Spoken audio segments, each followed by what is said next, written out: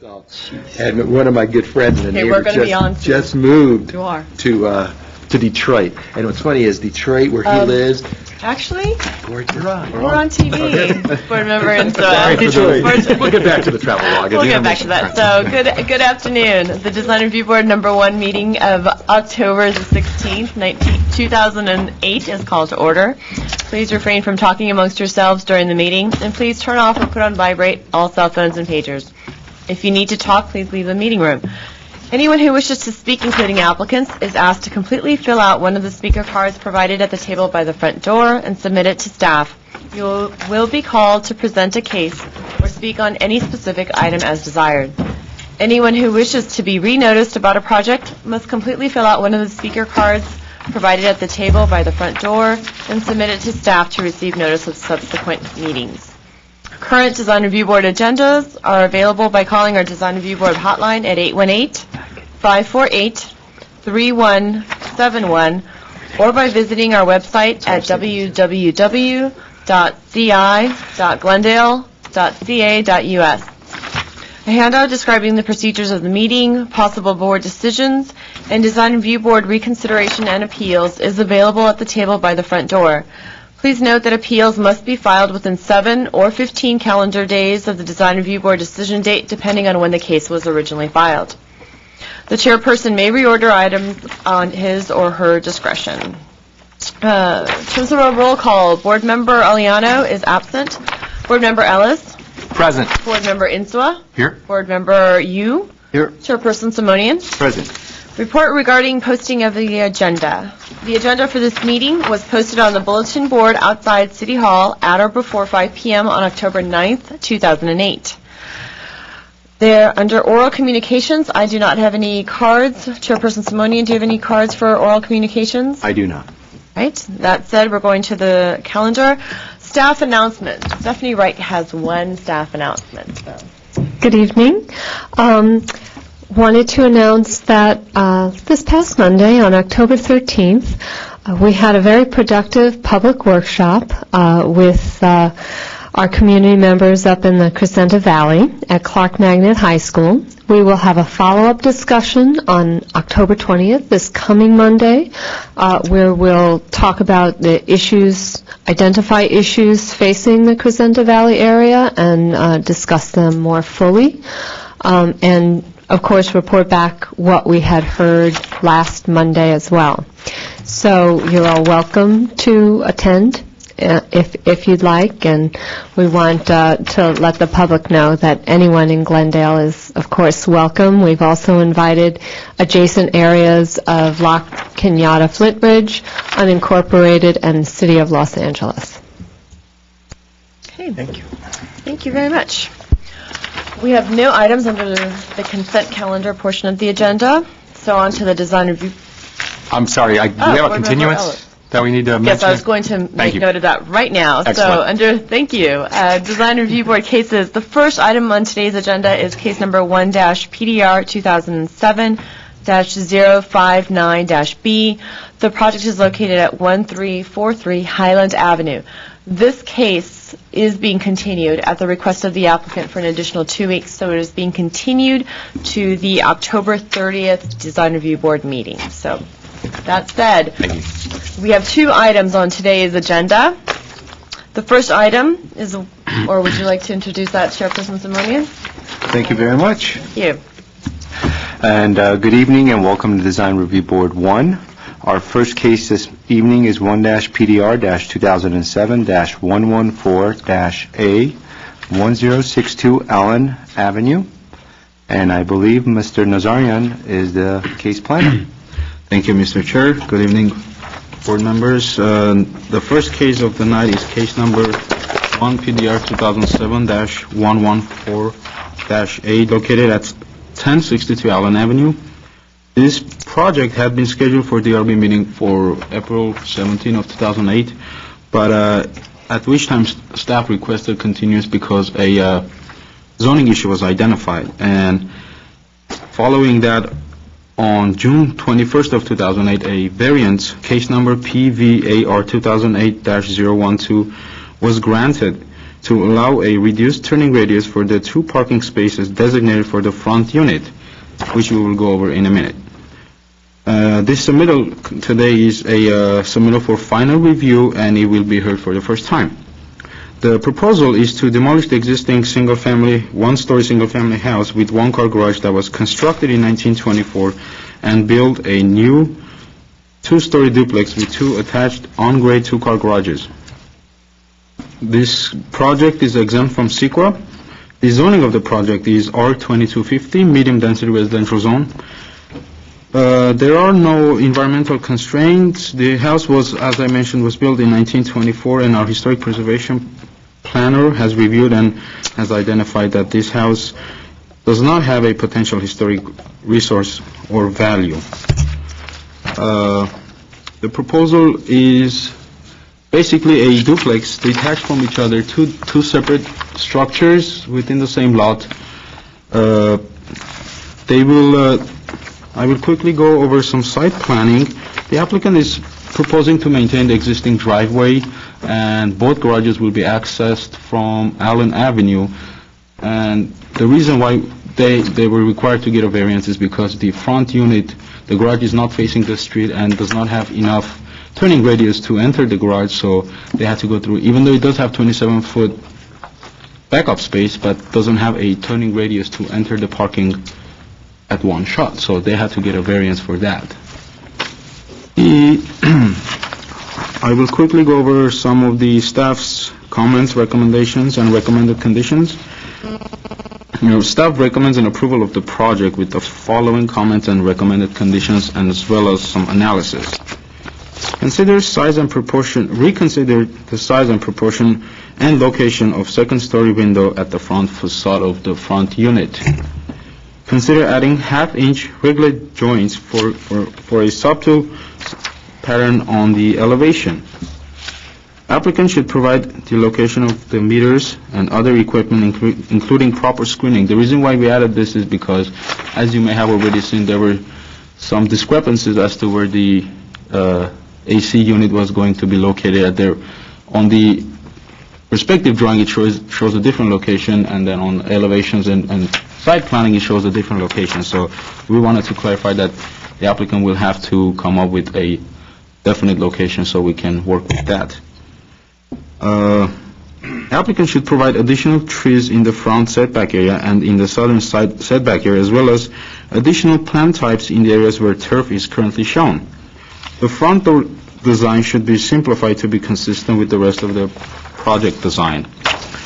And staff analysis are the following. The proposed site plan for the duplex is consistent with the surrounding neighborhood and appears consistent for the site. However, staff recommends planting of additional trees, as I mentioned, along the southern property line, and additional plant materials where turf is now shown, and wherever else is possible. The proposed 2-story duplex appears to be sufficiently set back at the front and rear.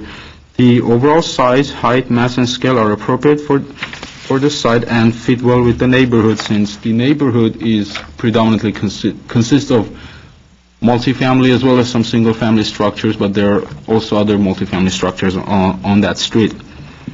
The proposed design is comprised of high-quality materials, colors, and details which appear to provide consistency with the proposed building style and consistent with the colors and materials of the existing house. We did have some discussion with the applicant about the windows, and initially they were proposing vinyl windows. We were able to go over it with the applicant, and they are proposing fiberglass windows for the front windows that will be facing the street. So just the front? Just the front. I will have the applicant clarify that as well, but from what I recall, months and months ago that we had this discussion with the applicant before the variance case, that's the agreement we had with the applicant.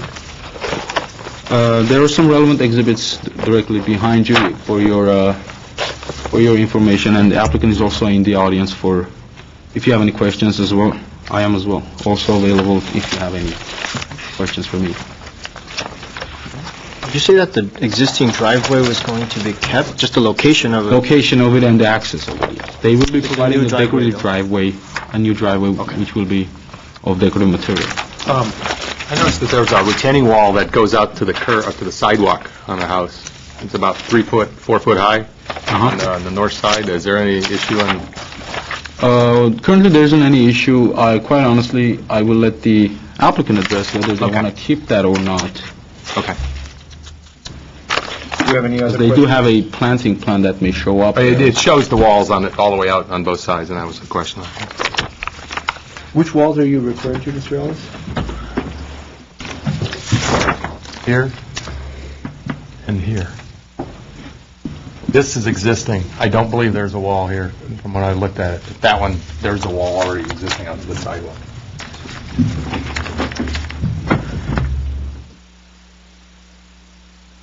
Staff, you recommended some, what sort of landscaping along the southern portion? Well, we recommended some additional trees in the front setback area In the front setback? and also in the southern side setback area, as well as additional plant types wherever turf is and if there's any other possible areas that could be used for additional planting. Was the landscape, is this the landscape plan that was submitted? Yes, and right underneath that, there's also an irrigation plan. I have sort of put them on top of each other. We can look at that if you... North arrow on that one is off. Yeah, it's wrong. That is 180. It's reversed. Yeah. I noticed that when I tried to match it. I said, wait a minute, the street's on the wrong side. It's actually this way.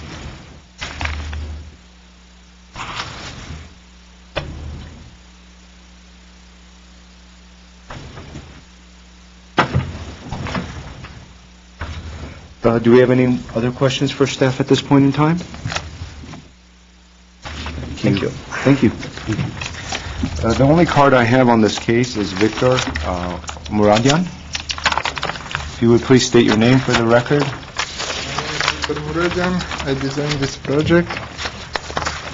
Mr. Nazarian represent everything perfectly. I have nothing to add. If you have some questions, I'd like to answer that questions.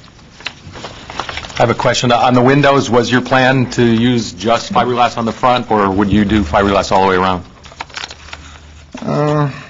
Like he said, we have a agreement about front elevation, just that 2 windows. But we are open if board gonna, tell us do it, we're gonna do. There's 2 types of window surrounds that you're showing. Which one is the one you're planning on going with? Can I look at? Here, it just looks like it's the window itself with no surrounds, and then here you have some sort of element around the window. Actually, some kind of, I represent 2 kind of, just for that. If board gonna decide whenever you decide and make decision, we're gonna go with that one. I give it 2 options. I don't know if that's right or no, but like I said, I give it 2 options. Totally it's up to board. Whatever we decide, I guess. Maybe we can add a 3rd one, too. Don't complicate matters. I had another... I'm sorry. Go ahead. The wall on the front, which I brought up to staff. In reality, we over there from the south side, we don't have totally wall. No, there's no wall now on the south side, is there at all? I don't know. Right. Maybe half feet maximum. Okay. There is no wall. Just green bushes, that Right. kind of close. From other side, north side, close to 1 feet. Yeah, it was like at least 3 courses of brick. Less than that. Oh, okay. I just counted when I was there yesterday, and I counted 3, but at least toward the sidewalk, and then it stepped up maybe 4 closer to the house. But I guess my question to you would be, are you leaving the wall? Are you replacing that whole wall with a new wall? Is that the wall that's We're gonna replace it. You replace it? We're gonna replace it. Looks like 4 courses. Yeah, and then it steps down to 3 as it gets closer. It goes all the way to the sidewalk. Right. We would have to remind the applicant that no walls.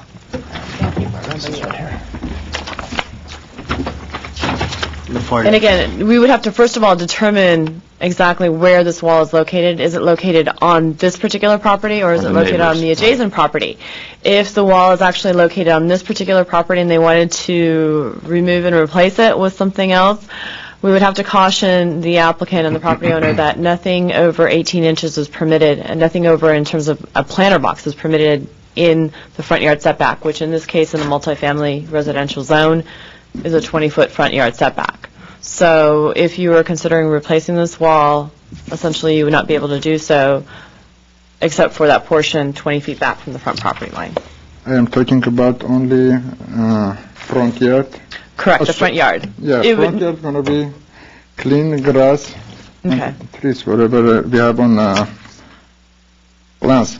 But backyard, we're going to replace walls right in, actually in our property, not on a neighbor's property.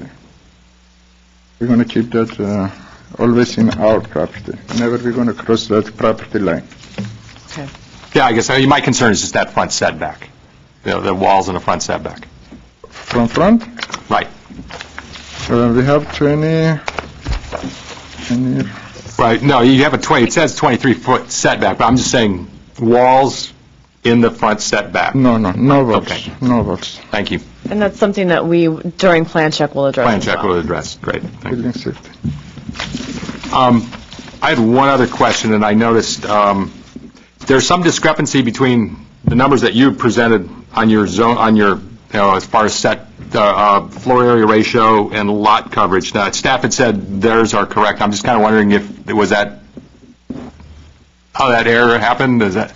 If honestly, that can happen. Why? Because we changed couple of times. Gotcha. And I want to ask one thing from board members. Pay attention, please. We have only 40 feet wide lot. That's giving very hard time to us. Yeah. And we work long time with plan department, especially with Georg Nazarian.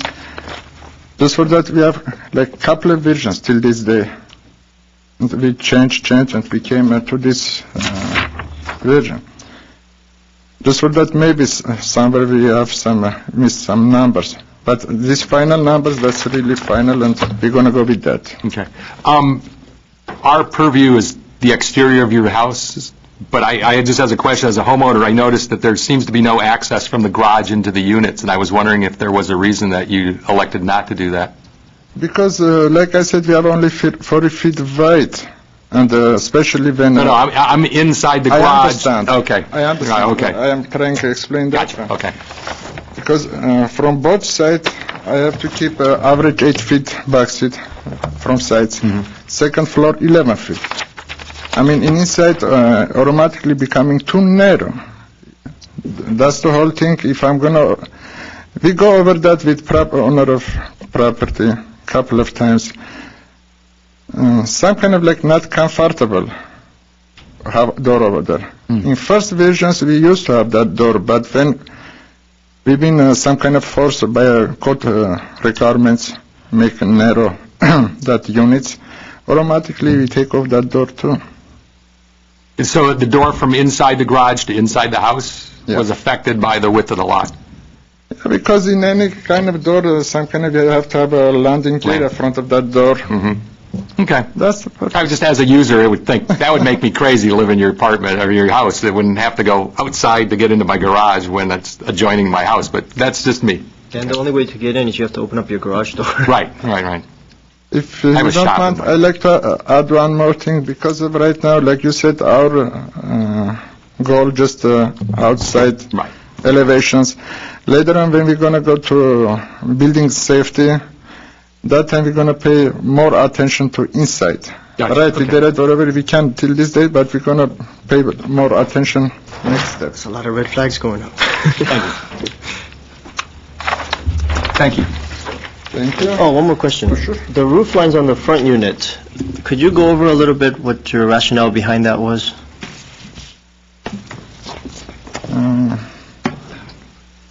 If honestly, I can't follow you very well, sir. How did you determine the roof lines for the front unit?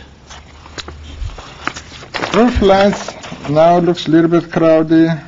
I agree with you, but because of, I can't cover balconies. They're supposed to be open, again, by code requirements or... Because you don't want to consider them part of the unit, or part of your count. That's the whole thing. Right. I love to have that covered. In that case, I can have more, nice roof and layout, but actually this roof generated computer himself. I don't do that one manually or something. Computer generated this roof automatically from second floor floor plan. Okay, so there's no overall rationale for the first unit then? No. Okay, thank you. Thank you. Thank you. Thank you. Well, is there anybody else in the audience that would like to speak on behalf of this case? I have no more speaker cards for this case, so we'll go ahead and close the public portion. And if we have any questions, we could ask the designer to come up again. Mr. Insua, do you want to start us off on this one? Sure. Thank you. Some thoughts come to mind. I was trying to think back over the last few years and such.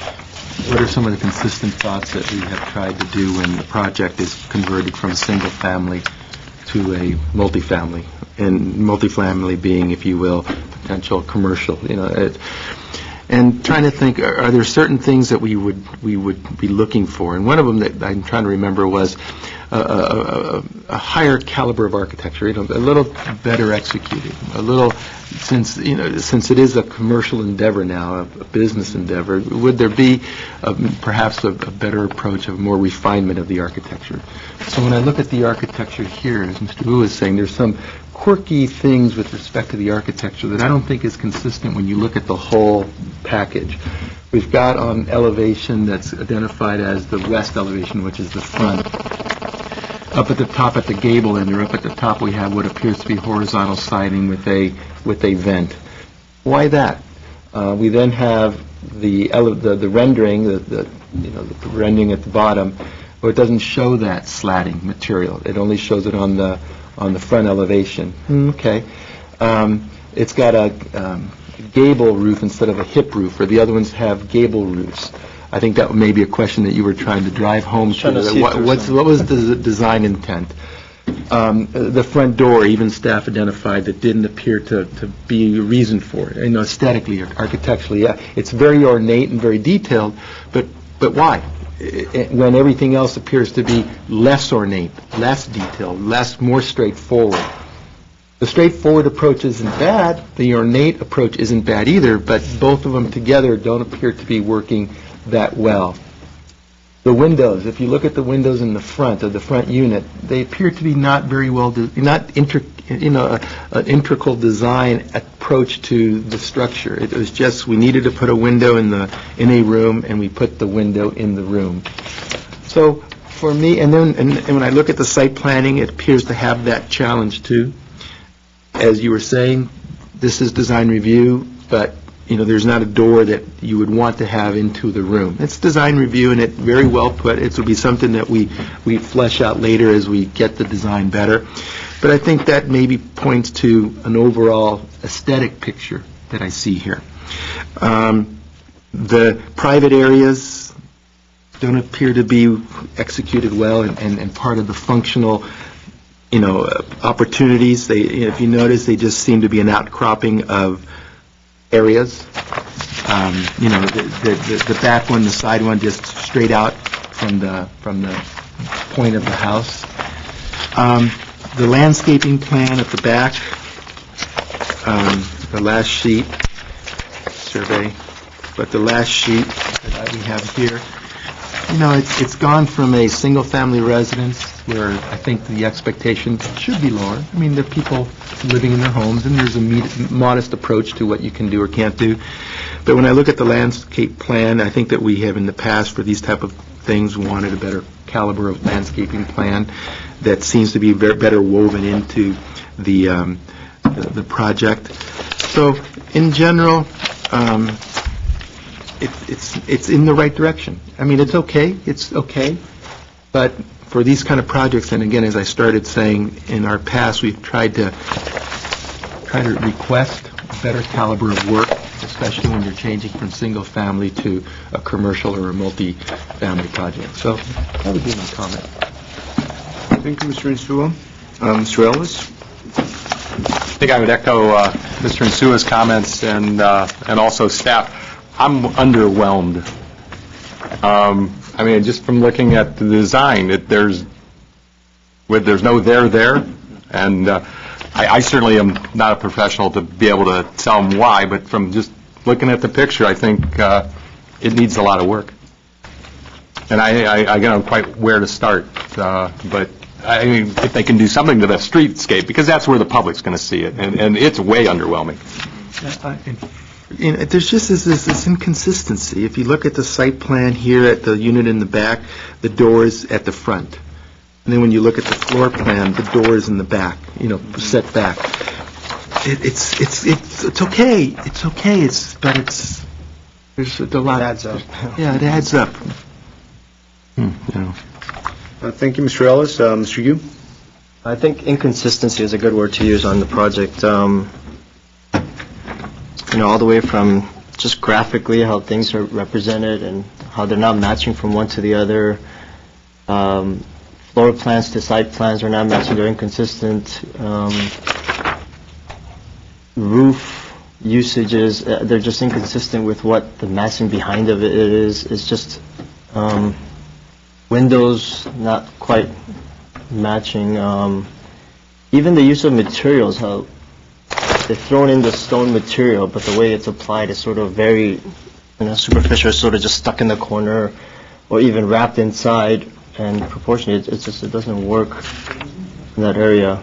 And even just the fact that you're putting sort of this 2-unit into this one lot in a neighborhood that has some single-family residents still there, and your front unit, you're using a roof line that basically makes it as big as possible to the front.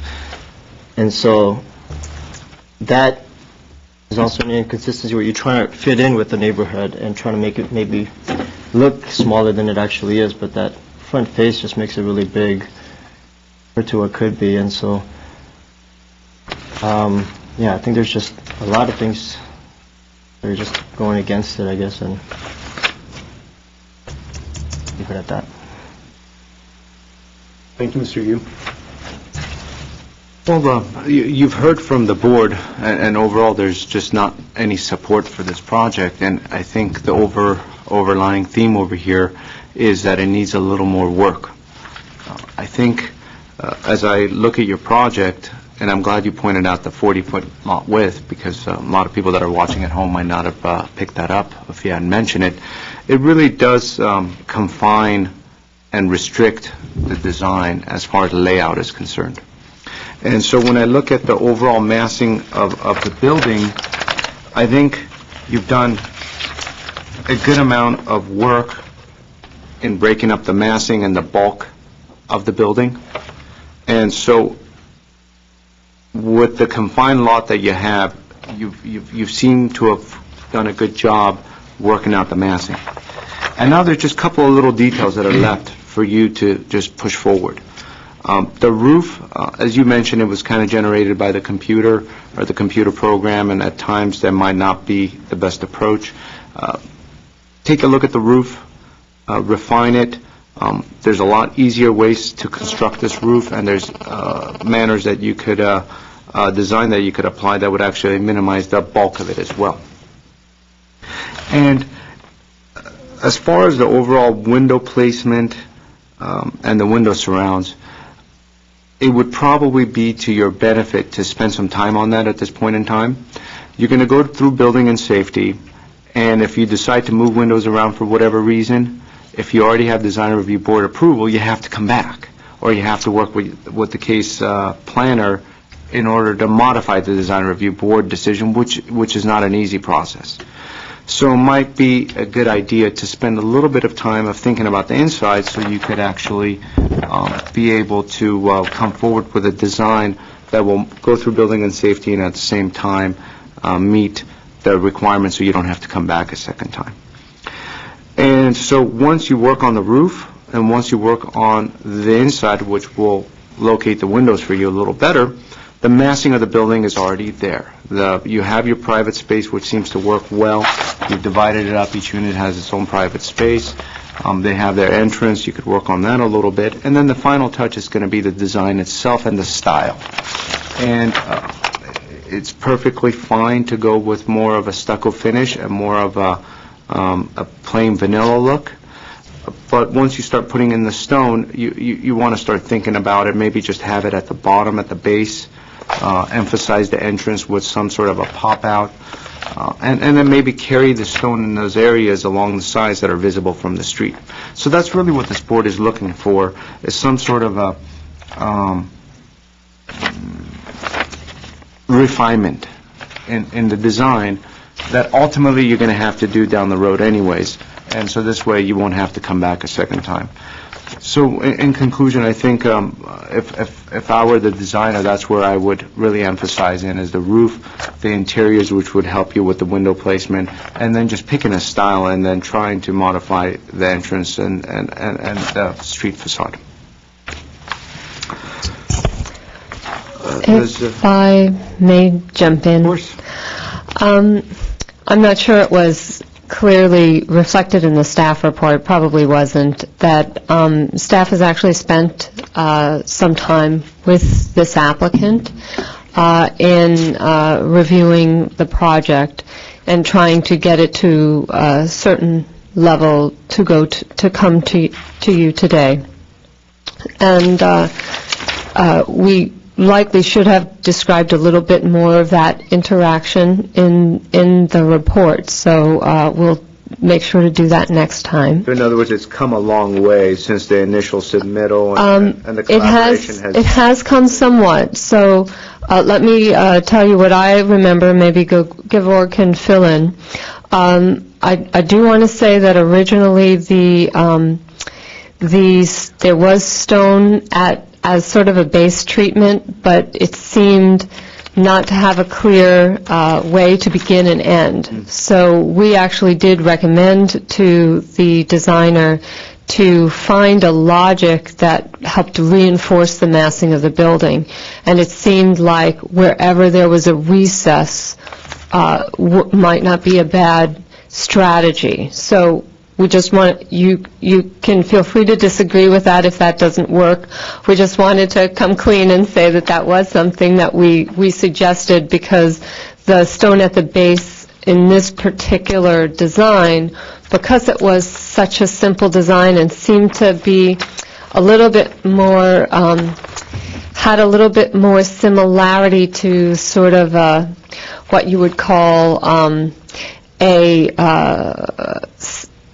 just there's a term for it that escapes me, but minimalist ranch, kind of a minimalist ranch style. There are all kinds of terms that historic preservationists have developed for everything that was done post-war that I'm still trying to figure out how to apply to what comes next.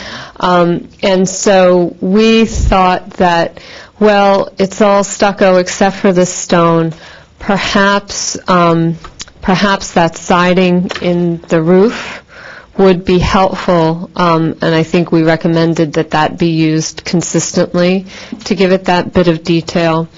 We've encouraged the applicant to look at the size and placement of the openings and have improved somewhat, but I think staff would agree it's not there yet. So at this point, what would be helpful, and I can read back some of the comments, but I wanted to jump in because many of the comments have been, aside from the stone comment, have been similar to the language and the words that staff has used in our meetings with the applicant, and we'd like to help him. We'd like your assistance in helping the applicant move further.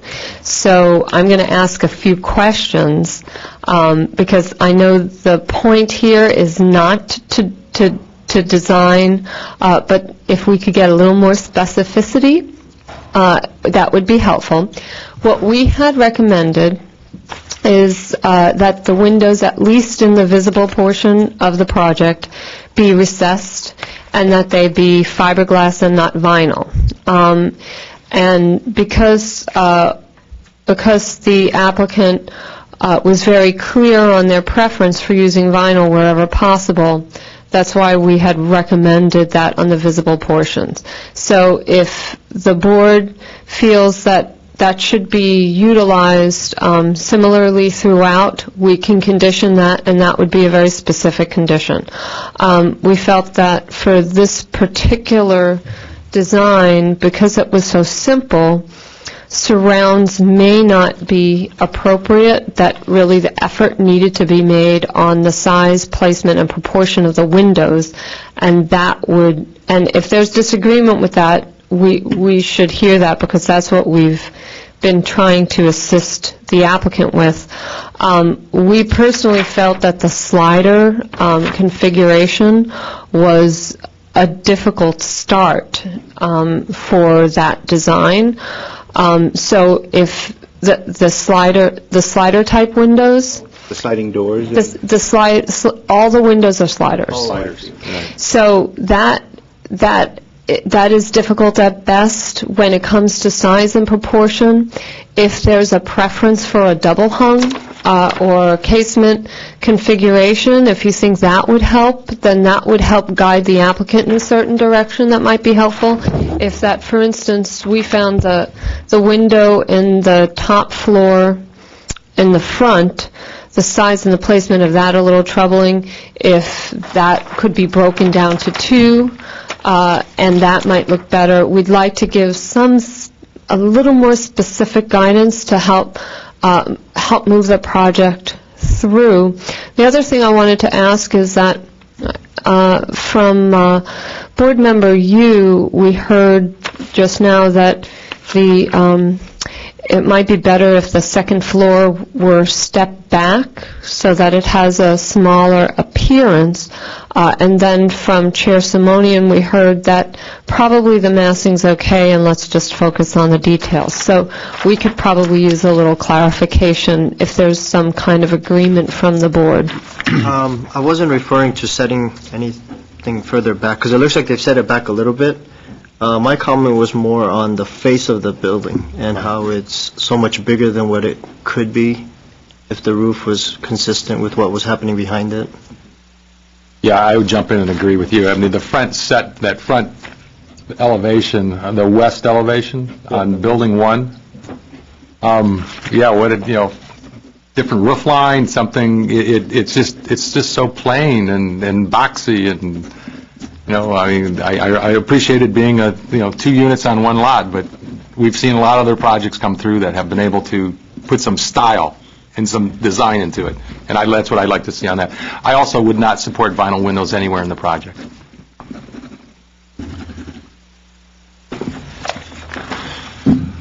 Mr. Insua has some notes I can see. We always need to be careful, and I think we all agree that good design is not an introduction of different things. It's not an introduction of different kinds of windows, not an introduction of more stone, less stone.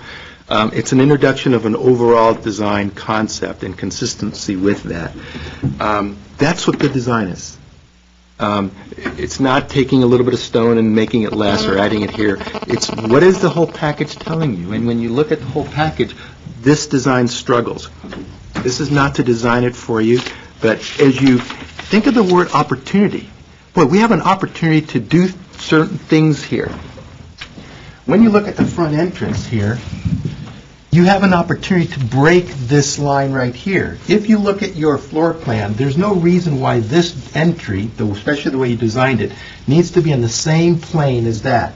Move it back a foot, move it back 6 inches. What happens is you then get a break in this roof and a potential break in this roof. Okay, so now that's pushed back a little bit. Okay, what other opportunity? Well, you have a second-story window, which is right in the middle. There's no reason why things need to be in the middle. My eye is a little higher than this one. It's a little lower. That's good design. Well, if you look at the floor plan, shift this over, you now have a bed wall. And what about putting a balcony in the front? A little reveal, maybe not a full balcony, but a half balcony, a foot.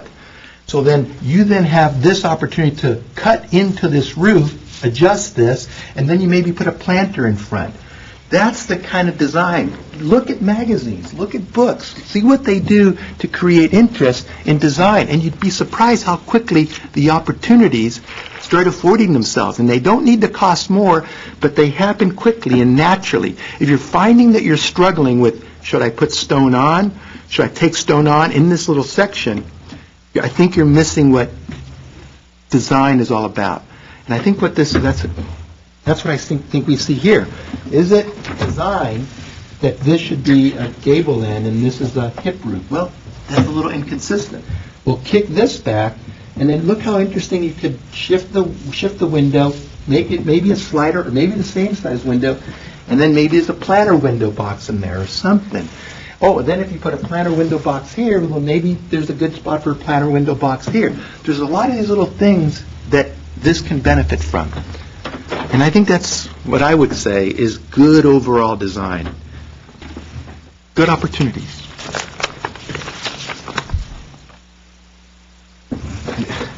I would agree. I think in this specific case, we could sit here and design it, but in essence, what we're looking for is, the designer to roll up his sleeves, to grab his pencil, and go to work. And as Mr. Insua has indicated, at times it's perhaps better to look around a little bit, go find some of those narrower lots, and there's a lot of them in West LA. There's a lot of them in the Venice area. A lot of good architecture is happening on the west side, and they all have these typical narrower lots, and there's a lot of duplexes out there. So take a look of the different styles. Is it contemporary? Do you want to do more of a ranch? Do you want to go down the Mediterranean? Do you want to go down the Spanish? What is it? And once you convince yourself of the style, then the rest will fall into place because you'll have some rules to guide you and to take you through. So I just don't know how much we could prescribe here. I think the best approach is to let the designer really come to us and tell us what you want to do. Okay, so what we heard was that overall the design needs to be improved, that the overall massing and configuration is compatible with the site and is agreeable somewhat, but there could be, as Board Member Insua suggests, additional refinement to improve the design as well, that the materials, quality of materials and placement of materials needs to be reviewed, that the size, placement, and configuration of windows needs to be reviewed. It would be a condition of this project that no vinyl windows be used on the project, and that an overall design style should be chosen and that the elements be consistent with that style. Two comments. I'm not sure if I'm convinced if it should not have vinyl windows, especially in this area of town. So that's something for me to determine once I see the final design, because there's certainly ways that you could use vinyl windows, especially now they're coming out with a lot of different colors too. So you might be able to do something. We'll see. Okay. But what I wanted to point out, just to maybe help out the applicant, do a furniture layout. I mean, literally draw on your table inside, your dining room table, your couches, your coffee table, your TV, your entertainment room, your bedrooms, your bed set. That will help you locate your windows. Before you know it, you have your window set, and then take it to the next level. So. Okay, so that the vinyl window will be a comment for consideration at this point, and staff will be continuing to work with the applicant before it comes back to you again. So do we have a motion? I'll move to submit for redesign with comments as noted. Is there a second? I second. Okay, this will be a roll call. Mr. Yu, Yes. Mr. Insua, Yes. Mr. Ellis, Yes. Chairman Simonian, Yes. motion passes 4-0. Thank you. Our next case is 1-PDR-2007-14-A, 1137 Melrose Avenue. And Mr. Reza is our case planner. Take it away. Yes, good afternoon, members of the board. The next case item before you is case number 1-PDR-2007-148-A, located at 1137 Melrose Avenue. This case is actually located in the R1250 multifamily residential zone. This is a first-time submittal for final review, and this project is exempt from CEQA. On to the project description.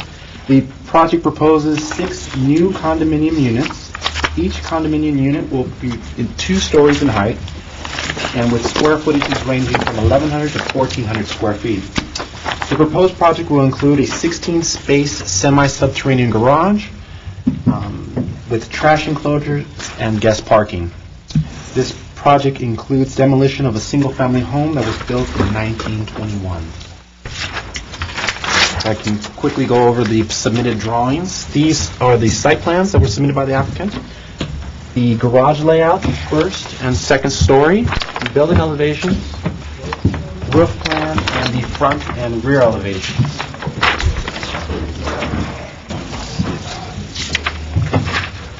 On to the site planning locations provided with Dan. Overall, the location of the building and garage access are consistent with the existing development pattern of the area. However, the common open space areas are located around the perimeter of the building and impact the circulation of the project, thus resulting in less usable, functional outdoor areas. Staff recommends designing a more centralized, functional, common open space. On to mass and scale. The overall project's mass and scale appears to be compatible also with the existing building development in the area. However, the proposal is boxy, and there is little articulation in volume and in roof design. Staff recommends a more significant breaks in the building's volume. On to architectural detail. The architecture is consistent with the craftsman style, providing a variety of materials, textures, and details. However, staff recommends that high-quality wood or fiberglass windows to be installed to complement the proposed craftsman style. What's being proposed now? Vinyl throughout the project. On to the staff recommendation. Staff recommends a return for redesign with the following conditions. Condition number 1, the applicant shall provide greater shifts in volume with more articulation pertaining to the overall massing and roof design. Staff condition number 2, the applicant should consider a more functional, centralized common area. And the last condition, the applicant shall use fiberglass or wood windows and specify dimensions and window details on plans during the time of plan check. Just a brief note on the CEQA status. This project was submitted during a time when the city adopted a new ordinance that the applicants within a certain zone had to submit an acoustic study for a particular area. The applicant did submit an acoustic study by an acoustics engineer, and that's therefore staff was able to determine that an environmental review was not needed. These are updated elevations. The designer, the architect did meet with staff, and what you are seeing before you is an updated version of. So this new elevation responds to some of the comments that you had mentioned. Correct. Concerning breaking the roof lines and... Actually, not those comments. These are in addition to the newly submitted plans. I was just mentioning that the applicant met section 4 with us earlier. Your comments are still... Yes, they're still on standing with this proposed. Mr. Reza, the common open space which was mentioned in the write-up, Yes. Is there currently 3 common open spaces? That's correct. We're located near towards the front of Melrose, and 2 common areas near the rear that abut the alley. I see. And then there's the private spaces in the back. Correct. Each unit has their private spaces located on the north.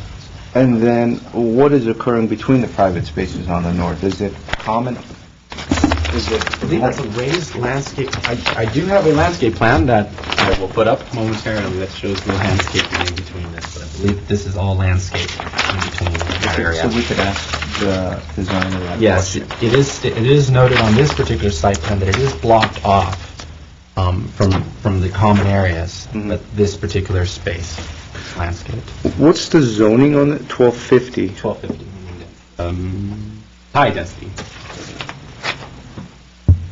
And they've maxed out the number of units. Yes.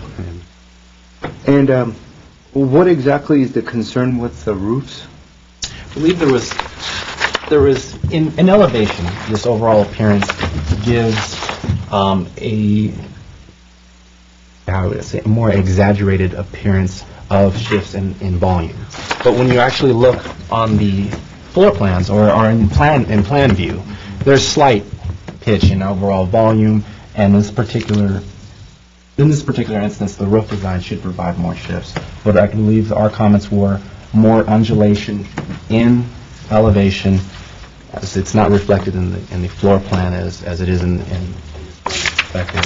But also pertaining to the roof plan, we would like to see a little bit more. Okay.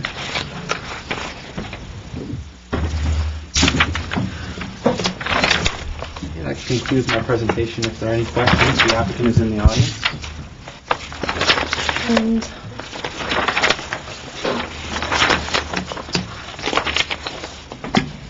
there was a fax actually that came in during the meeting. However, the fax does not have a name, nor does it have a fax number. And the fax, just briefly to go over, I strongly object to a 6-unit building being built in such a small lot in a dense neighborhood, and they have major concerns. So we'll pass that out to all the board members as well. I have a quick question for you. The the parking area, it's semi because it's got a little bit above grade, is that what happens? Yes, Is it's that slightly above grade. I believe it meets the maximum requirement. It's 3 feet above grade. 3 feet above grade?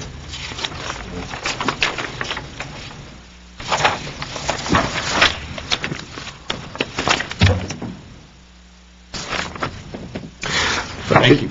Yes. It seems as though there's for ADA reasons, we need to have clear path on the common level. And so there's a lift, and has staff reviewed the accessibility requirements all the way back to the rear? Pertaining to ADA Yes. requirements? No, the planning department would not regulate that particular requirement, not until building safety.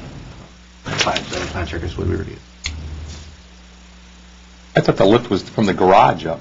Is that from the... Well, there needs to be a common area access as well, so I believe that's one of those lifts. Oh, I got you. Then it's not what I was thinking it was. Well, no, it shows it down in the basement. Yeah, and if you look at the site plan, and I'm sure the architect will clarify, but it appears it's got 2 openings. You can go one towards the main entrance or one towards the back, even though it's from the bottom. Do we have any more questions for staff? Thank you. Thank you. Thank you. I have 2 cards on this case, and we'll start out with the applicant, Garo Nazarian.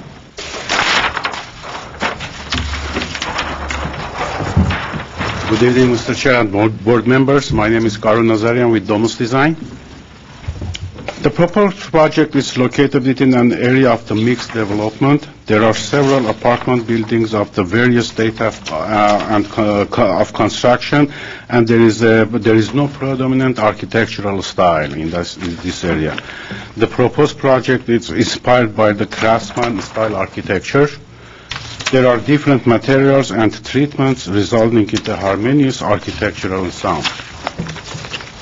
The project, I will start the last discussion that I heard about the accessibility. All that common areas, there is no planter box or this level. It's all flat. The landscaped area in the common area, it's a same level of the deck.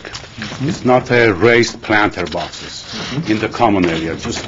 I have one portion which is a raised planter boxes, and the north side of the project, which I have the private open spaces, that area it's a raised landscape too, because there is no access or traffic needed there. Just the private or open spaces which they have access from inside of the unit, and outside it's all nice landscape. And the one thing that I want to bring to your attention that I heard about the maximizing this project. This project, which we are proposing a FAR ratio 0.89, where 1.2 is allowed. It's by the zoning ordinance, we can go up to 10,180 square feet of the building area. The proposed is 537 square feet. And it's happened that I have the I got this information from the assessor's map. This yellow marked lot, it's the subject property, which is surrounded on the north side, same size lot, which is 7-unit apartment, 7-unit condo or apartment building. On the south, it's again 6 units, same size lot. In the rear, it's a double lot, double of this lot, 21 unit, and the next lot, it's 8 units. And cross the street, again, I have same size lots with 8 units, and this one, it's an old building, it's only 3 units. And cross the street, again, there is a project with 75 units. So I think the design and the density is compatible or even below the average of the neighborhood, which I have same size lots, and 2 lots north, there is a same size lot with 10 units. So I think that the design is nicely compatible or below the average of the neighbors, not oversized. And the articulation and the roof design, I think as a designer, I came with a nice solution with even the articulation, as you see in my FAR calculation, lot coverage calculation, which I don't exceed what is allowed. I have much less square footage, about 2,600 square feet less building area what is allowed. But looking to the facade and the roof design, I came with a design which is nice articulated with the colors and the materials, which, my opinion, it will be one of the good, nice buildings in the Glendale too. And the common area, which we split it into 3 areas, in the design process, in the design period time, we were discussing these common areas is going to be used by whom? They are kids, they want to play. They are adults that maybe they want to sit on a bench, have a relaxed time, or reading, or just conversation. And this kind of because the common outdoor area, it's accessible to everybody, easily accessible, and giving a choice if the kids, they want to play in the back side, which looking to the back elevation, I try to minimize my windows for the back units, and with a nice trellis area, giving a shade area, a playground for the kids. In the front of the units, which I have 2 other common areas, which the benches, it gives more relaxed area to sit down, to have a conversation with the neighbor, or having a book reading time. And I have the aerial photo of the area too. This is the subject property, which is surrounded with all apartment buildings or condo projects and the huge size. So I think the design is compatible with the neighborhood, and the design, everything could be acceptable. For me, it's a nice, I am here to hear from the board. I heard about the vinyl windows, which I think the vinyl window with this project, it will work, but I am open to hear the comment of the board if I have to upgrade the window, not to wooden, but fiberglass window could be acceptable. Thank you. Thank you. Is there any other question? I will. Do we have any questions for the architect? Thank you. Thank you. Thank you. The next speaker is Mrs. Jan?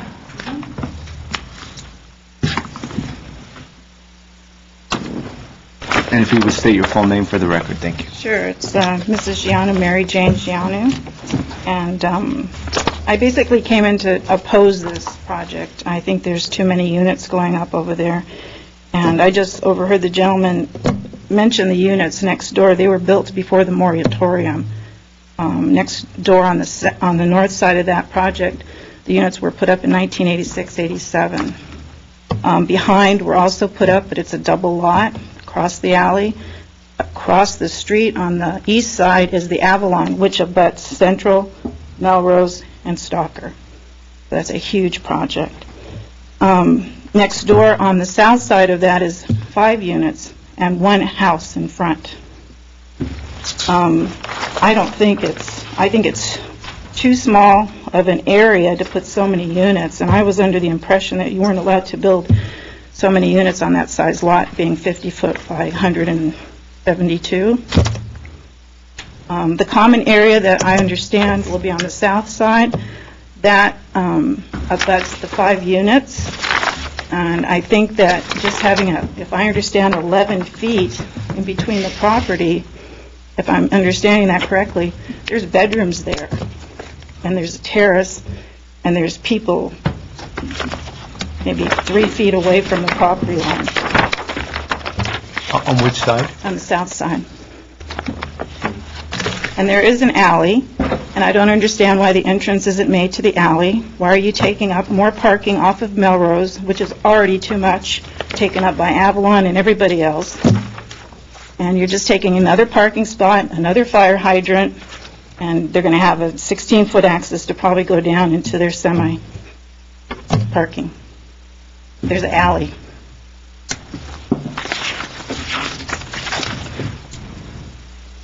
So pretty much, I think it's designed inappropriately for the area.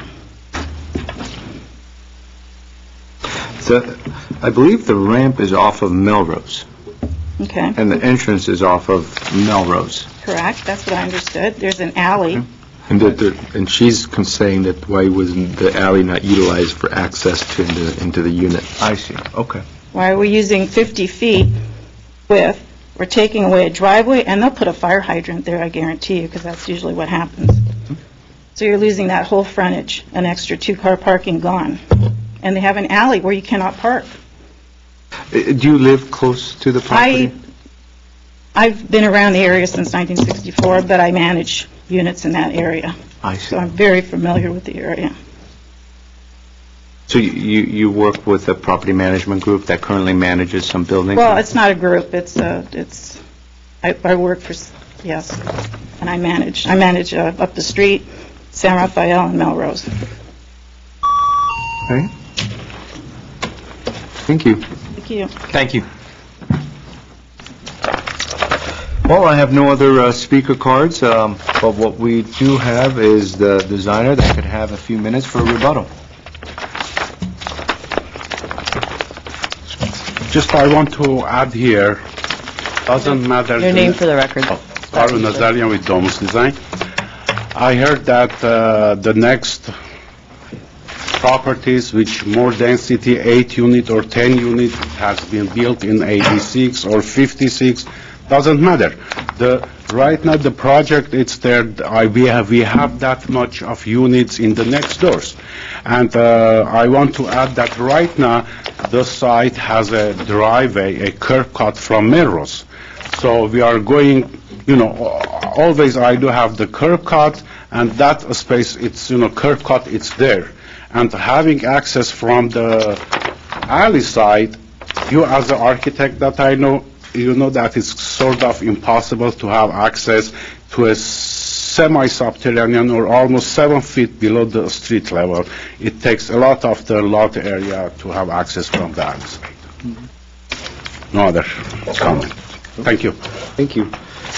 Yeah, and just doing some quick math, it seems as though with the 1250 density, in other words, 1,250 square feet per unit, you're at 6 units, you're at 7,500 square feet would be the required lot area, and you're well beyond that. You're at 8484. And so, in fact, if you had a couple of 200 square feet or more, you could have had 7 units on the property. So, point well taken on that. So with that, we'll close the public portion. And Mr. Yu, do you want to start off this time? Sure. First,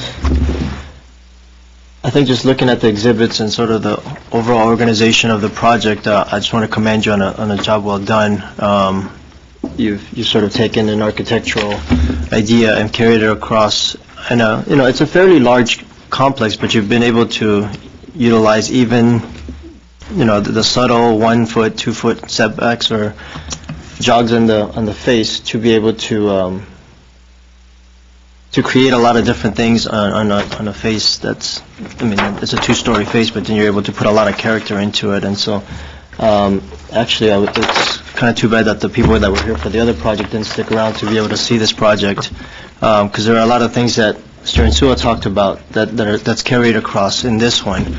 And it's a much larger project, but it has a lot more detail that makes it a little more intriguing. That having been said, I think you're right. When you do the calculations, you could end up with a lot more square footage on there, and I think you've taken it back to where it is now, considering all those things, the outdoor spaces and all of that. I guess the only question, and I'm not posing it to you so you don't have to answer, but I was just wondering on the back side where they show the minimum 40 square foot area of private area, if that's, it doesn't show it as being enclosed in any way, fences or anything, which is good, I think, but I was just wondering about that, if it's sort of this lawn and then there's like a patio area where it's considered private. Is there some safety issue about the fire department needing, when other projects we've had that had to leave a clear space around, you can't block it off or fence it? That's true, but it looks like they have some kind of planner, yeah, that's enclosed in that area, but I'm not too sure about that. I like the use of the materials, the colors, I think it looks good. I think I'll leave it at that. I don't see too many things that are be opposed to. Yeah, it would have been nice if that first applicant could have stuck around. I think that it's just even that front view. Taking a lot of notes on this. I think that, because it's not too late, if you're watching, look at it. Mr. Ellis. Thank you. I would agree with Mr. Yu. I think I'm going to jump on my soapbox here for a minute for the architect. I do commend you on a well-designed project. But when you compare your project to the ones adjacent to you, the projects adjacent to you are the reason that the city and the community got together and said, you know what, we don't want those giant projects anymore. And I have meant on other projects when people come by and said, well, let the guy next door, he's got this giant house. The reason the community is crazy is because past councils let that happen. And I think I've been charged by the council member who appointed me to be on the lookout and to stand up and say, you know what, we don't want that in our community. And so please, I appreciate you coming out tonight, and I think you do good work, but please don't use that argument again, because it doesn't fly with this board member. I was looking at the staff's recommendations, and again, we talked earlier, I would support use of fiberglass windows as opposed to vinyl. I'm not too crazy about the common areas being joined together. I understood the designer's comment of breaking it up. And I don't quite know how you would maybe make it a little more contiguous. I'll look to you gentlemen about the roof lines and that, but I drive by, the neighbors will be seeing this from the street, and I think you've done a very nice job of coming up with a project that looks appealing from the curb. I was kind of interested, I'm glad you answered the question on the rear, because when I looked at the plans, that was a thought that I had. I said, well, why don't they enter this off an alley? That seemed to be a natural one. That's my comment. Thank you. I'm off my soapbox. Thank you, Mr. Ellis. Mr. Insua. I'll be quick. I, too, think it's a very well-designed project, and it's a shame that it's these little things, and you can see the evidence of these little things, and when you put them all together, the overhangs, the texture, perhaps this is a good one for staff to put up on the wall, and when you're trying to discuss future projects of the use of stone and maybe a little bit less and a little bit more and overhangs and this, it's not the individual, it's how the overall picture incorporates very nice elements. And I think that if you guys took the title block off, if that was an issue, and put it up on the wall, and someone said, well, what do you mean by less stone or more stone? Overhangs, eaves, corbels, a little bit of wood, a lot of wood, surrounds that make sense. Surrounds that make sense because it's a craftsman home, not surrounds because you're just putting surrounds because you can't figure out what to do with the window opening. This is a good example. We do use examples to share with, and we'll add that to our file. Okay, so when you're struggling with future applicants and they're not trying, they don't get it, just make a color photocopy of this and say, don't copy this, but it's the integration of these elements. You know, look how fabulous and how this architect understands what a craftsman home vent looks like. He drove by Pasadena, he understood that the vents are integrated like this. That makes wonderful sense. Anyway, enough of the positive soapbox. I, too, again, think this project is well executed. There may be this concern that perhaps it's overbuilt, 6 units for this lot. Okay, but I don't think this project suffers from being overbuilt necessarily. Let me just start from my numbers here. I'll go around. I'm concerned that to say that they're common areas and where they're located isn't really going to be utilized as a common area. They're in front of people's doors. They're adjacent to the high traffic area, except the rear one. But that one has some challenges.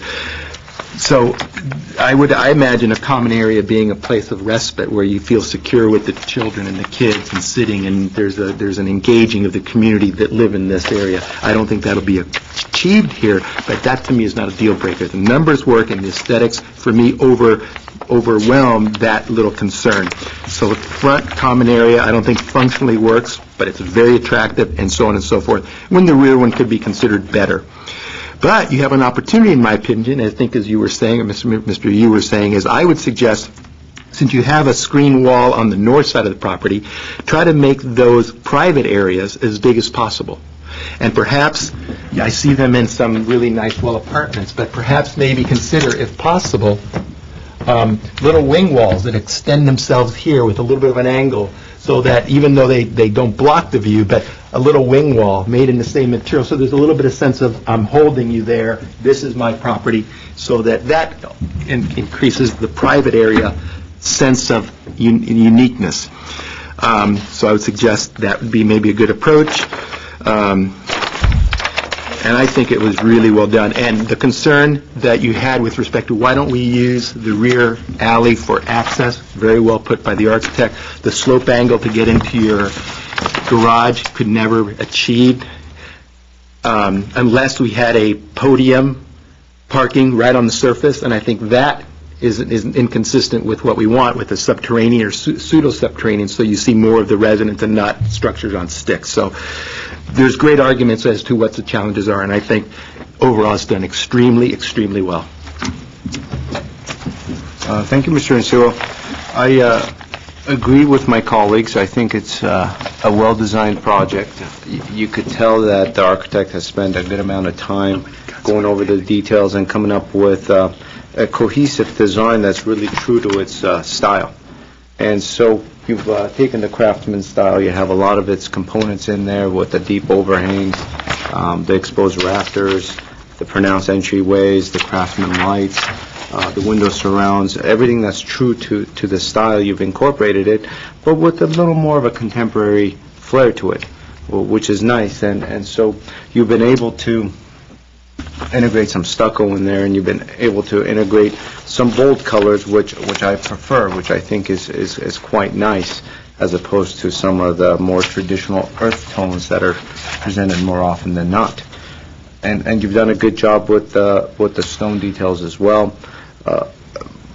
I think if you had not touched upon the overall density and the massing, it probably wouldn't have come up. I appreciate the fact that you did bring it up, but this is a multifamily zone. This is the multifamily area of our city. This is really where we do encourage multifamily development to take place. It should be done in these streets and in these areas. And so it's really in conformance with the general plan of the city. So it's really not within our jurisdiction to prevent this development or to reduce the density, because we as a board, unless it's not compatible, unless the mass and the bulk just do not fit with the overall neighborhood, and we really feel that it's pushing the boundary and it's really trying to cram too much into a space, that's when we can provide some suggestions as to trimming back the scale of it. At the same time, we still cannot say you're building too many units, because again, it's not really in the jurisdictions of the board. So I do appreciate you taking the time to come down here and share your thoughts and ideas. And I wanted to take a few moments and explain to you what our responsibilities are and what we can do and cannot do. That said, I would say that the architect has tried and has done a very good job in articulating this 6-unit project into this site. I do not have many more comments than that. What is a good rule of mine is when I notice that an architect has put forward a lot of effort and has done a good job designing a building, I don't want to get involved with the details as much, because I believe that as time goes forward, those details will get worked out just as they did today. I am okay with the vinyl windows in this situation because of the overall style and the overall design. However, I'm certainly open for that discussion. If the board overall feels as though it's the wrong move and that we should upgrade to some other windows, I'll go along with it as well. And so I'll certainly jump in and say that the applicant was happy, was okay with doing it, at least indicated that, so. Okay. And so I just wanted to get that out there, because I think vinyl windows are not always bad. You know, if you have the detailing around them and it actually might work with some of the color combination of the building, it's not always bad. It's just most people don't know how to use them properly and detail them properly. And so forth. So that said, I really don't have any comments for you or conditions. I think you've done a great job in designing it. So I'm open to start some dialogue as to how we want to proceed with this. To clarify, because the board members have really talked a lot about the detailing, you may want to consider adding some conditions regarding the execution of that detailing, and also if fiberglass windows are to be conditioned or not, and if you want to allow vinyl windows, if there are certain stipulations, for example, to have those recessed, to have those in a color that works well with the surrounding, because our guess is that the white vinyl might not work with this kind of detailed buildings, that any muntins would be three-dimensional on the exterior. I'm trying to search where we came up with vinyl windows, because on drawing A8 in the window schedule, I see fiberglass. Right. So I don't see vinyl, but I may be wrong. It's fiberglass double-hung window, or double-glazed window. So it's a non-issue. I didn't see vinyl anywhere. Okay. But I thought I heard vinyl earlier, and I believe staff might have mentioned vinyl. Yell at us if we're doing it wrong. Yell at us.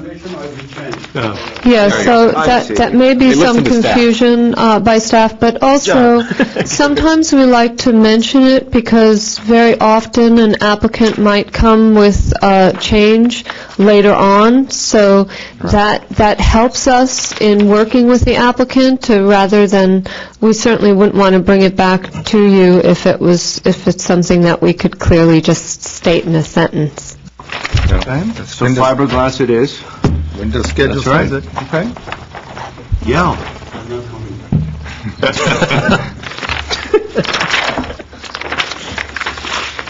Okay, so does, then I guess what we got to briefly look at is some of the conditions that staff had recommended, and we need to see if, and I believe the biggest one that was jumping out was the roof. We need to see if the board overall feels as though the roof needs some manipulation. In my opinion, it's fine. Yeah, so I'm not sure, maybe I think this, what's pinned up maybe has taken that into consideration. Maybe we're not, what the recommendation was based on was an earlier version, but this version, as far as, I could certainly support it. Right. And so there might be some other conditions in here that we could quickly review to see. There was one other one, and that was more to have you include in the conversation, which you've done, because we hear every time a multifamily building comes before you, we hear a lot of interest in the common open space. Some of those interests can be conflicting.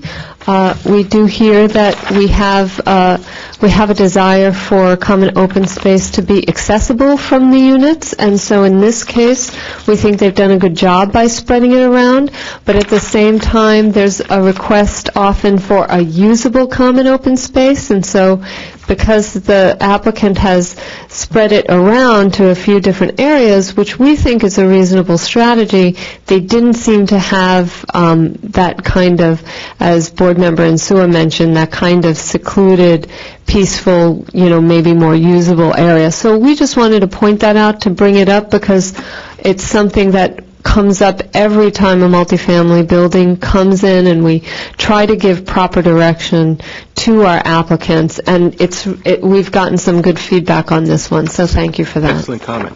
If I may, your pleasure. Of course. Excellent comment. I believe, my impression is that, as I mentioned before, in the functionality of these three common areas, the only one that really achieves for me that common area feel is the rear one. But for me, the architectural aesthetics that are included in the two side yard common areas create for me such a wonderful interest with the fountain and the dexterity of the materials and elements like that. I'm okay with it. So what options do we have to hopefully mitigate that? And that was my comment, which I would believe is a not a consideration, but a requirement, if lacking for a better word, is try to increase the private areas as much as possible. Those would be So as a consideration. Or consideration, or condition. And so increase as much as possible without, there's some landscaping that would be terrific over there, not just hardscape. So maybe increase a little bit of the hardscape of the common area, while retaining an appropriate amount of landscaped area, and then consider a low wing wall extension following the same angle. Now, I don't want to design it, but if you notice at the front, you've already achieved a little bit of, where was it? I saw it on one of the drawings. There's this angle. The east elevation, I think. Yes, it was not in the rendered drawings. It was in the non-rendered drawing that you already have a little angled wall. That, I think, anyway, my point is, I think the job is still well done. Those two areas, try to increase as much as possible the hardscape of the private area, considering that the landscaping is very important, and maybe little wing walls help improve the privacy. If I could comment on that, I saw the architect trying to say something, so I think I'm going to say it for him, and if not, maybe I'll even post a question. I believe what's happening is the required landscape requirements are 25%, which is 2,121 square feet. Okay. The provided is just over that. So those numbers. But if it's Correct. enclosed, does it eliminate that? It's still there, right? Well, he's got the hardscape as the private, and then he's got the landscaping around it to fulfill his landscape requirements. Right, so if you kept it exactly the same way, but put up a sort of a half wall, Correct. that doesn't impact the percentage of landscape. It doesn't. And if he ends up dropping the landscaping elevation so it's at the same level, he's going to have a problem with his ramp underneath, because he's got the ramp and then the access to it. So I think it's a great idea for those wing walls, because it'll provide a lot more of pride of ownership. Usable area. Usable area, and they'll be more private in the rear, so I think that's a wonderful idea, and that should be a condition, and it'll certainly help the project. think And so, the too. landscaping portion, try to increase it as much as possible. If you could come up with a solution, maybe, I'm not sure where the elevation heights of the adjacent buildings are, especially to your north. If you're able to drop the elevation of your subterranean garage and have the distance for the ramp to go down there, you could actually drop the elevation of the landscaping around the private areas. Not sure. If you end up going below the building next door, then you got to shorten, it's a big problem. So those are maybe, I would say with the increasing of the private areas, if we say a condition, it might, I agree. yeah. Good analysis. Okay. Good catch. So, Okay, and to, I think what staff was looking for is some sort of collaboration or some sort of a discussion on the open space. And Mr. Insua certainly pointed to it and discussed it. I agree. I think there's a few ways that one could design the common outdoor open space for these multifamily units. You either put it in the back, or you have an L-shaped design where it's in the back and let's say on the north side, or you divide it up in what they've done here into a few. And there's really pros and cons to each one. When you have it together in the back, it's more cohesive, it's more of a usable space, and it's larger and kids could play. On the other hand, parents want to see their children. And if their children are around the corner where they can't see them, unit number 1 in the front is not going to let their child go in the back, especially when that child could go walking down the common area stairs and so forth. So when you split it up, there's pros associated with it because now you have a common open space right outside your door and you could see it and it's more usable. You get a phone call, you want to walk outside, enjoy a cup of coffee, it's much more usable. So I tend to gravitate towards more usable common open spaces, and if the plan allows it to basically be broken up and integrated into it where the residents could use it and at the same time the accessibility is through it, then I would probably lean more towards that. And if staff wants further comments, then we could have more of a detailed discussion on it. Yeah, not to belabor the point, we just mention it because there have been projects that have broken up the buildings or revised the volume of the envelope of the buildings so that you could have both and we've heard from the board, perhaps maybe it was board 2, that was the hope for the common open space, that it would have some spatial formal impact on the design to help sort of break up the boxiness of you, if you will, of some of the projects that we see. But we will likely have, as we move forward with our design guidelines, we will, in the future, we will likely have a study session really just focused on the common open space. I could just add a little something. I was just, I think preferably, I think that you want to group it in a place where you have sort of a variation of smaller areas and larger areas, like different gathering. But I think in this one with 6 units, it works okay just because each of the areas will not have that much cross-traffic coming into each one. And so each one becomes sort of private because, if the people are living in the back units, they will drive in and come up the stairs on the back and they'll go into there. So it's not a lot of that going on. So I think it would work, it will still work. That's a very good point, because maybe 20 units or whatever that number is. Yeah, then you got people going everywhere. Yeah, right. And no one's going to sit out there with all these people coming. Correct, and then it becomes more of a nuisance because you have people really congregating right in front of your unit, and therefore the noise gets high. Right. So that's a very good point. It absolutely, and I'm not sure what the cutoff is, if it's less than a dozen units or 10 units. Yeah. At these, 50-foot lots, it's almost a 50 to 100-foot wide lot.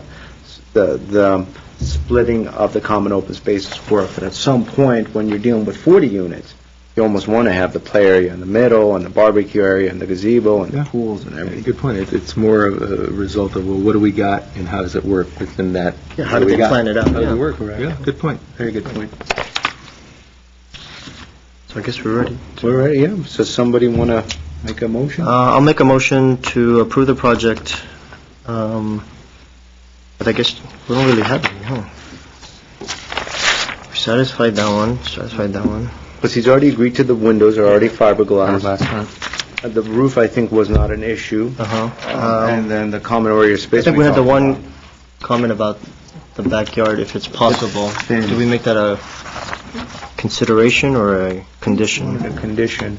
Okay, I'm good with the consideration. Someone who can execute such a nice drawing, I Okay. think will say, oh, yeah, that's a good thought. I think with that one consideration of the angled wall in the back. Dividing the private areas With the On wing north wall. side, yes. With the wing walls. with the wing wall. Yeah. Okay, and we'll go ahead and, rather than read to you, we'll go ahead and modify the record of decision to reflect the conversation, if it's okay with the board, because you've given us a lot of input and feedback, and we'll basically just utilize that for the summary that goes into the record of decision. And then we'll see it again when we're approving the minutes anyway. Right. Perfect. I'll second it. Okay, there's a motion on the floor made by Mr. Yu and a second by Mr. Insua. Yep. This will be roll call. Mr. Yu? Yes. Mr. Insua? Yes. Mr. Ellis? Yes. Mr. Simonian? Yes. Motion carries 4-0. Thank you.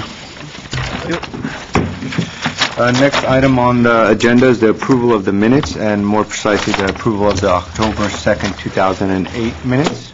Those minutes were not ready to be sent out, so there are no minutes. So we'll postpone that until our October 30th meeting, and we could approve them at that point in time. And so, is there any new discussions or items that staff would like to share with us? I know you mentioned that Monday there's going to be the La Center discussion as far as the planning. Yes, at Clark Magnet High School, 4747 New York Avenue, from 6:30 to 8:30. We will have a public workshop to identify issues facing the Crescenta Valley and how the community would like to envision the future. Great. I have a comment that I'd like to make. 2 weeks ago, Myrna Stanley, the president of the Verdugo Woodlands West Homeowners Association, came by and dropped off some work that their committee had done. That's it. And I just wanted to publicly thank them for their efforts, and I found it very valuable, and I hope it gets spread with the rest of the board members, not only on one, but also on two. They took it to them, too. Thank you. Certainly helps as we're getting more projects in that area. We could use this as some sort of guidance as well, and they're not the official city guidelines. Sure. But gives us an idea of what the neighborhood and the community overall has thought about. And so they've certainly presented their ideas in a cohesive manner. I was able to look at it briefly prior to coming today because I missed that one session. You just got it. But it's a great way for us to communicate and understand visually and diagrammatically what they're looking for. But a lot of the issues that they raise are applicable throughout the city, so Yeah, I would agree. it's a good source to look at. Very good. So then, do we want I move we adjourn. Second. Adjourned. Thank you. Can't get that word out as fast as possible.